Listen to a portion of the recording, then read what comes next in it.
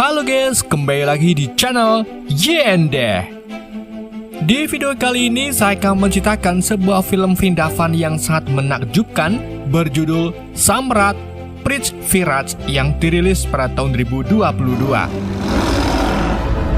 Film ini menceritakan tentang prajurit dan raja perkasa dan bijak yang melindungi rakyatnya. Sang raja juga berjuang dalam bentrok melawan dinasti Gauri demi memperjuangkan kemerdekaan India. Bagaimana keseruan ceritanya? Mari kita simak alur ceritanya.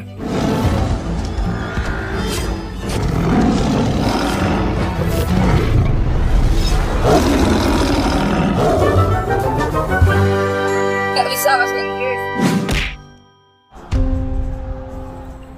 Film berlatar pada tahun 1192 Masehi di Ghazni, Afghanistan, di mana terlihat kerumunan penonton gladiator sedang bersorak untuk raja mereka, yaitu Sultan Muhammad Ghori. Di tengah sorak-sorahai, seorang tawanan yang kedua matanya telah dicongkel bernama Prithviraj dilepaskan ke arena bersama penyairnya yang bernama Chanbardai. Panglima perang Sultan bernama Tatar kemudian mengumumkan kepada Prithviraj untuk tunduk kepada Sultan Gauri. Namun Prithviraj yang ternyata seorang raja menolak dan malah menantang Sultan duel sampai mati. Bukannya menerima tantangan tersebut, Sultan malah mengirim seekor singa untuk membunuh Prithviraj. Namun meskipun buta, Prithviraj memiliki kemampuan yang luar biasa, yaitu pendengaran yang tajam.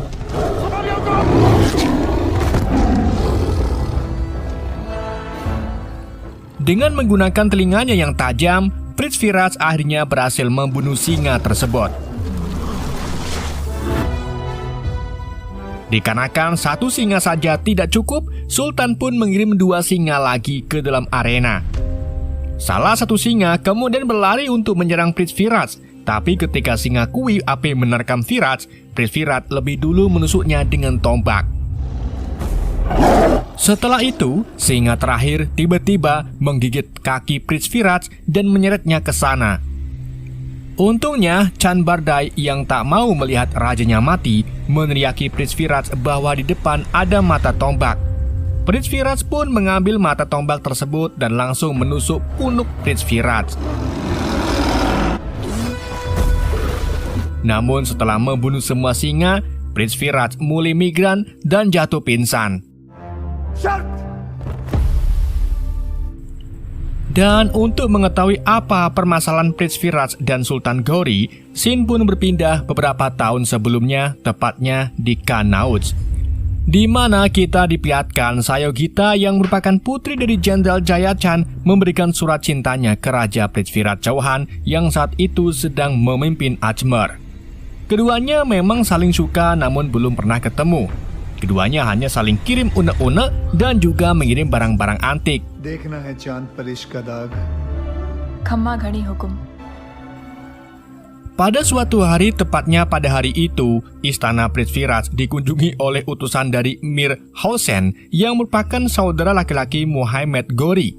Si utusan memberitahu Prithviraj bahwa Ghori dan Hossein memang dekat dari dulu. Namun hubungan mereka kini berakhir buruk setelah Hossein dengan bangkainya melarikan diri bersama Krola yang merupakan pacar kesayangan Gauri. Maka dari itu kedatangan Hossein ke wilayah Ajmer ini untuk meminta pelindungan dan bantuan dari Prithviraj.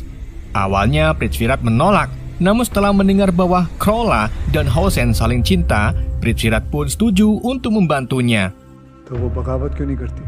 दोनों भाई अब Dan untuk memastikannya, Prithviraj beserta pasukannya pun mendatangi Mir Hossein yang sedang berkemah di wilayah mereka. तानों के सुल्तान. Di sana Prithviraj menyambut Hossein dengan baik. Namun tentu saja langkah Prithviraj ini salah dan malah memperburuk keadaan.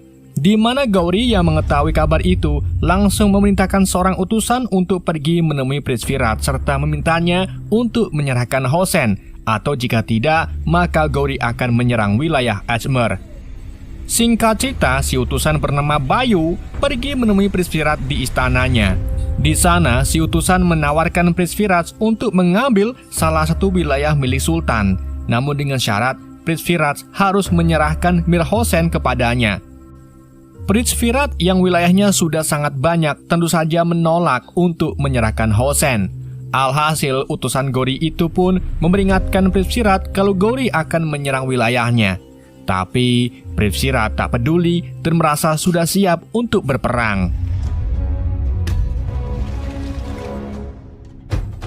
Singkat cerita, saat malam sebelum perang, para prajurit Prithviraj berkumpul untuk berunding tentang strategi apa yang akan mereka lakukan besok nanti. Namun bukannya membahas perang, para prajurit itu malah saling guyon, termasuk Paman Chand yang juga seorang jenderal bernama Kaka. Rupa-rupanya Kaka ini sedang dalam masa hukuman, di mana ia diharuskan menutup matanya sampai mati karena telah membunuh sesama jenderal. Namun karena si Kaka ini jago dalam perang, Prithviraj pun memberi kebijakan dengan membolehkan si Kaka membuka matanya saat perang saja. Hari perang melawan pasukan Sultan pun telah tiba. Pasukan Sultan lalu memulai perang dengan menembakkan ribuan anak panah. Namun anak panah tersebut tidak berarti karena pasukan Prithviraj berlindung di bawah perisai.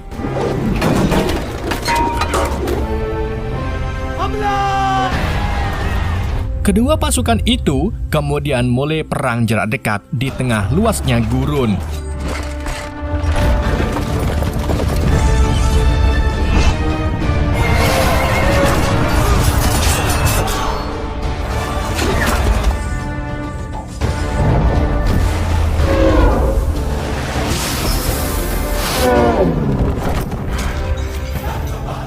Dalam pertempuran itu, Prithviraj terlibat duel dengan Gauri. Sedang Hossein terkena anak panah dan berakhir kehilangan nyawanya.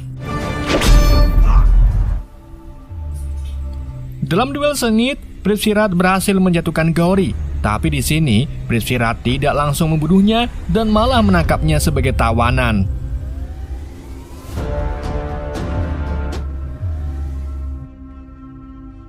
Setelah memenangkan perang, seluruh prajurit berduka atas meninggalnya Hossein. Setelah itu, Chand menemui Gauri di sel untuk menyampaikan kalau Prithviraj akan melepaskan Gauri. Hal itu membuat Gauri bertanya-tanya kenapa Prithviraj mau mengampuninya begitu saja.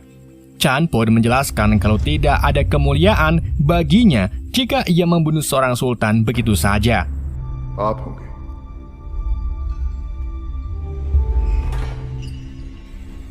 Keesokan harinya, Gauri dikawal untuk dilakukan sidang. Gauri lalu memilih untuk dibunuh saja, tapi sebaliknya, Prithviraj malah membebaskan Gauri. Ia memberikan Gauri kuda dan perbekalan untuk bisa pulang ke kerajaannya. कायरता नहीं। Sementara itu di suatu tempat, Jenderal Jayachand baru saja menyelesaikan ritual. Dan setelah itu ia diberitahu kalau Prithviraj nanti akan diangkat menjadi raja baru Delhi. Jayachand yang sangat mengincar posisi itu kemudian membawa konvoi menuju ke Delhi untuk memperingatkan Raja Delhi kalau memilih Prithviraj sebagai raja baru adalah kesalahan besar.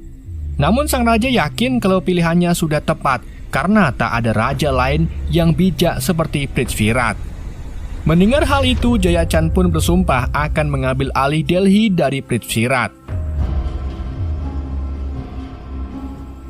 Keesokan harinya, Putri Sayogita sedang menyiapkan surat ucapan untuk Prithviraj atas diangkatnya raja baru di Delhi. Sementara itu di Delhi, upacara pelantikan Prithviraj pun dimulai.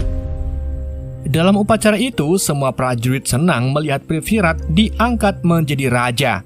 Namun kesenangan itu berubah menjadi tegang saat salah satu prajurit menginfokan kalau saudara Jenderal Jayachand datang untuk berdiskusi dengan Prithviraj.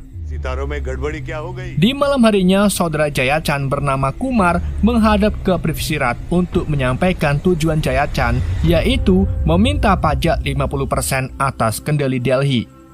Mengingat kalau dirinya baru saja menjadi raja, Prithviraj pun menolaknya mentah-mentah. का निमंत्रण स्वीकार करता हूँ। Setelah mendapatkan penolakan dari Prithviraj, Jayachand mengadakan pertemuan dengan para pejabatnya. Dalam rapat tersebut, Jayachand berencana membuat hati Prithviraj sakit hati dengan menyelenggarakan sayembara, di mana putrinya akan memilih puluhan pangeran dan raja untuk melamarnya. sedangkan Prithvirat dilarang untuk ikut dalam sayembara tersebut.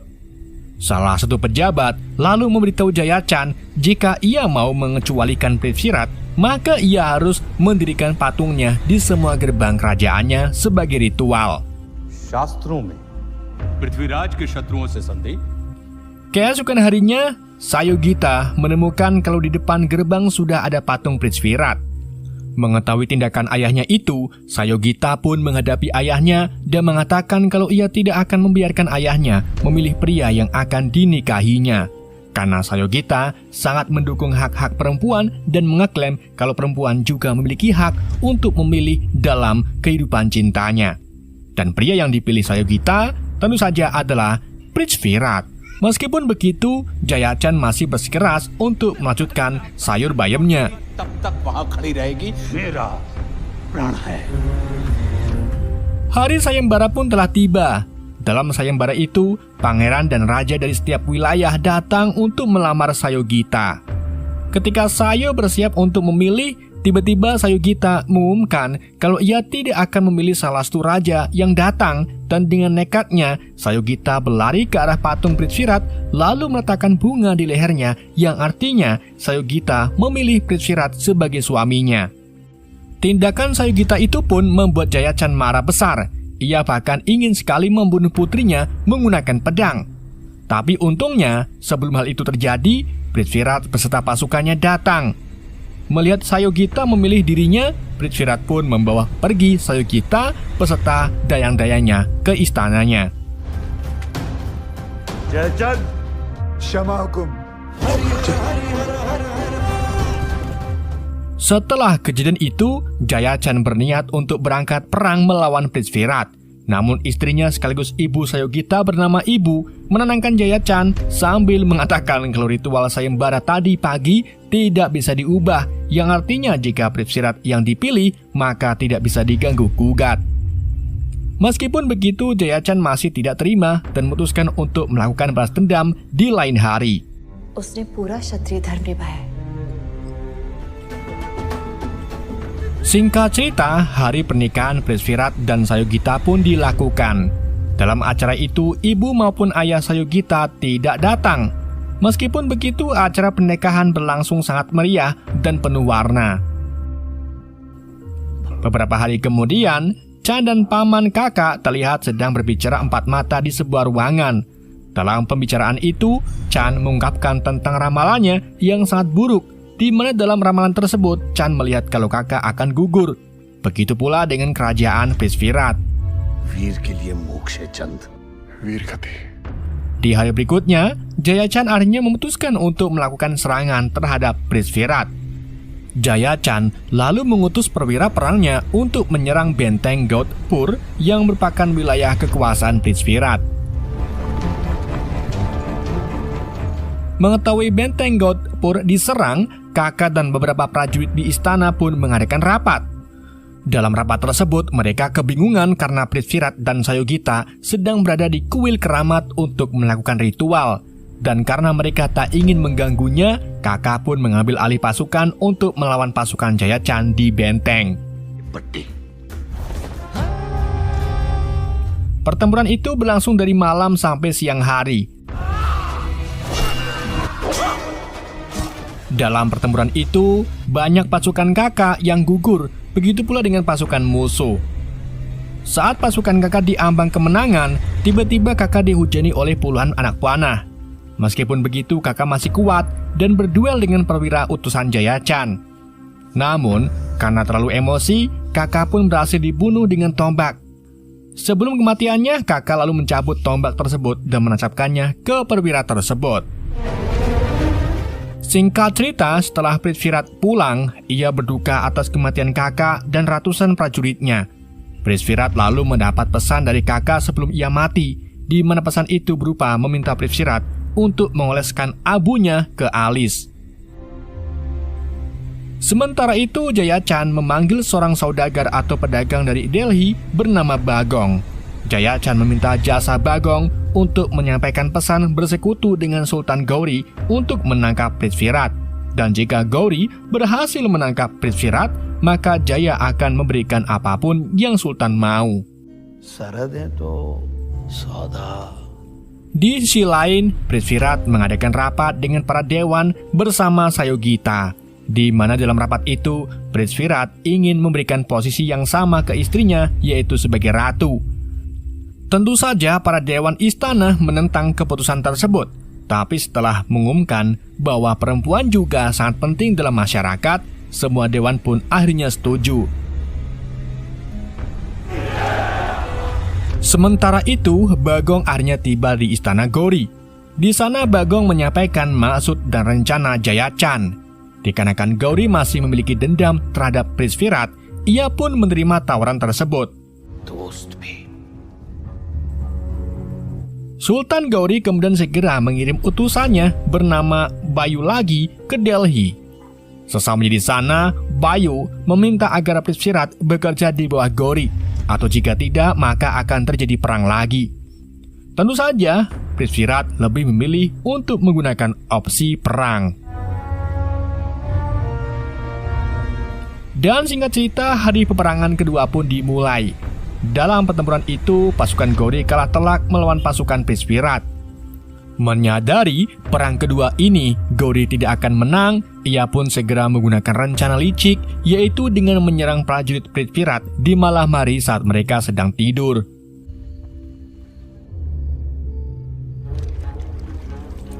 Tatar dan para pasukannya kemudian mendatangi kamp Prithvirat. Mereka mulai membunuh penjaga satu persatu secara diam-diam. Mereka juga membakar seluruh tenda yang membuat prajurit di dalamnya mati terbakar. Prithvirat dan Chan yang masih ngantuk terpaksa melawan pasukan Tatar. Namun di tengah berjuang, pasukan Tatar dengan liciknya menyandra puluhan prajurit Prithvirat. Alhasil, Prithvirat pun tak tega dan tak bisa apa-apa. Ia pun lebih memilih ditangkap oleh mereka. Kabar kekalahan Prithvirat akhirnya sampai ke telinga Sayogita. Mengetahui kalau dirinya dan para wanita akan ditangkap juga, Sayogita serta wanita lain pun memutuskan untuk melakukan jauhar, yaitu aksi bundir massal dengan cara membakar Nyi. Sementara itu, Gauri yang sangat jahat ini ternyata malah mengingkari perjanjian Jayachan dengan menolak menyerahkan Prithvirat ke Jayachan, sehingga membuat Jayachan frustasi karena sudah kehilangan Ajmer serta putrinya yang paling ia cintai. Kini Delhi pun berada di atas kendali Gauri. Tak hanya itu, Gauri juga mengikat Prithvirat di depan para warganya dan menyuruh bawahannya untuk mencongkel mata Prithvirat sehingga membuatnya buta. Setelah membutakan Prithvirat, Gauri menemui Chan yang mengungkapkan bahwa Prithvirat bukan raja yang lemah. Chan lalu menantang para prajurit Gauri untuk melakukan duel dengan Prithvirat, tapi dengan syarat prajurit yang menyerangnya harus mengeluarkan suara. Dan di titik inilah scene menunjukkan cerita di awal film, di mana Prithvirat dilemparkan ke arena untuk melawan 3 singa.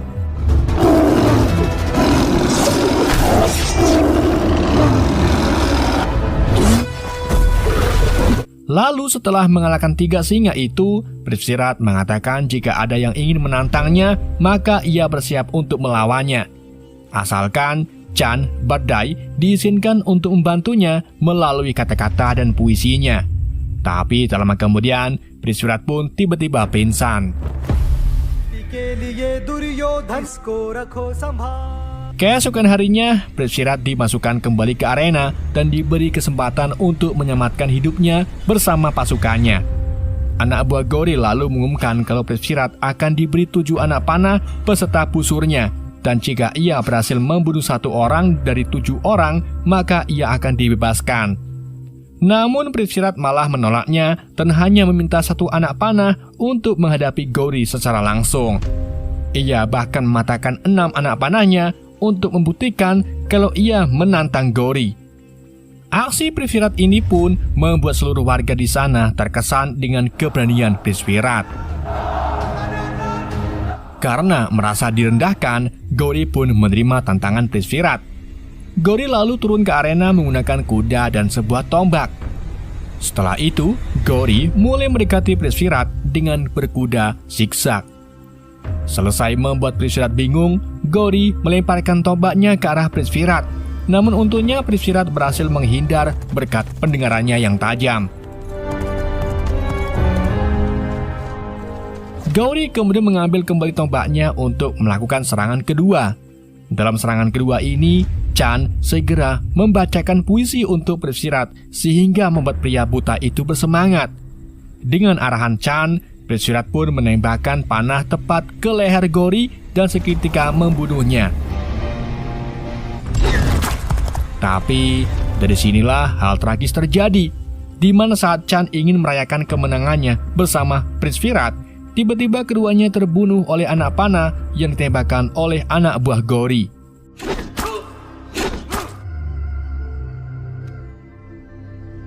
Meskipun berakhir tragis, tapi para prajurit Prithvirat dibebaskan sesuai dengan ketentuan yang sudah disepakati. Para prajurit Prithvirat lalu membawa mayat Prithvirat dan Chan kembali pulang untuk dilakukan upacara kematian yang lebih pantas. Film pun berakhir dengan diakhiri dengan catatan kalau Samrat Prithvirat adalah penguasa Hindu terakhir di Delhi sebelum menaklukkan Islam yang berlangsung selama sekitar 565 tahun, dari 1192 sampai 1757. Kemudian India akhirnya merdeka pada tahun 1947 setelah 755 tahun di bawah kekuasaan asing. Sehingga pengorbanan Prithvirat memainkan peran besar dalam kebebasan ini. Bharat ने 700 Oke guys, itulah alur cerita film Samrat Prithvirat. Semoga kalian terhibur dengan alur cerita yang saya bawakan. Mohon maaf jika ada kesalahan dalam penyampaiannya ataupun penyebutan nama. Pesan yang tidak bisa kita ambil dari film ini, keberanian tidak akan menghasilkan kemenangan apapun, tapi jika keberanian diselipi ketenangan, maka hasilnya nasi uduk. Sekian dari Yende, sampai jumpa di video berikutnya.